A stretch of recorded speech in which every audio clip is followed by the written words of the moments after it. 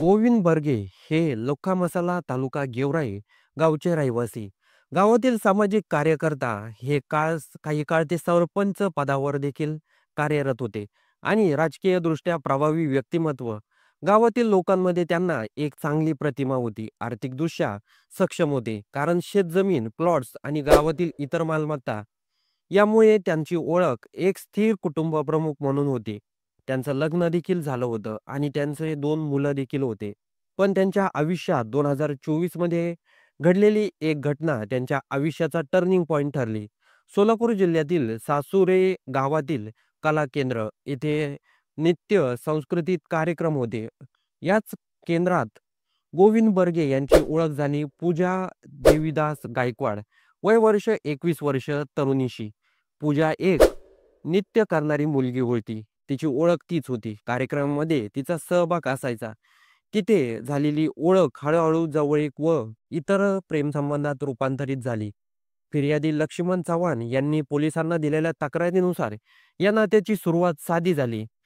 पण नंतर पूजाने गोविंदकडे सतत पैशाची व वस्तूची मागणी सुरू केली.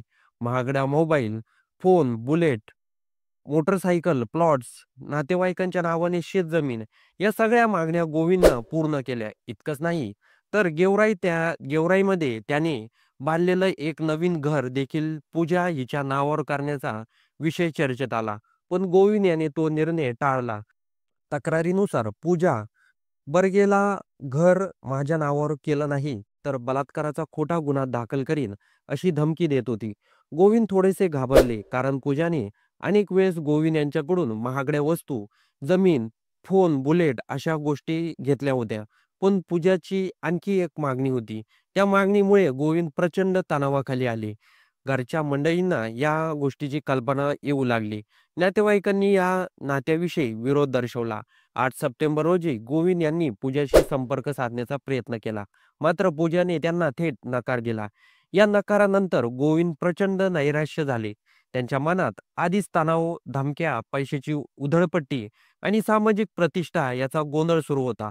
9 सप्टेंबरला सकाळी गोविंद बर्गे सासुरे गावात आले.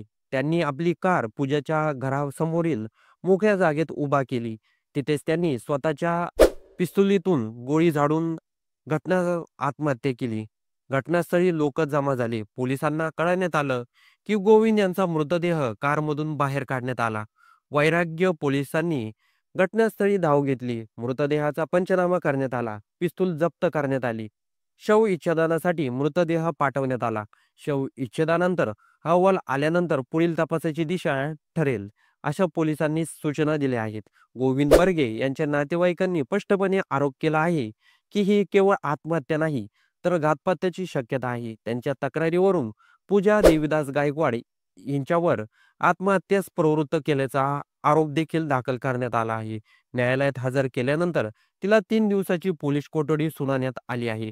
बर्गे यांच्या नातेवाईकांचं म्हणणं आहे की पूजाने गोविंदकडून मोठ्या प्रमाणात पैसा, मालमत्ता आणि वस्तू उकळल्या आहेत. शेवटी तर नावावर घर न करण्यावरून धमक्या देऊ लागली. सततच्या मानसिक छळामुळे गोविंद यांनी आत्महत्यास प्रवृत्त झाले. काही नातेवाईकांनी मात्र घातपाताची शक्यता देखील वर्तवली आहे.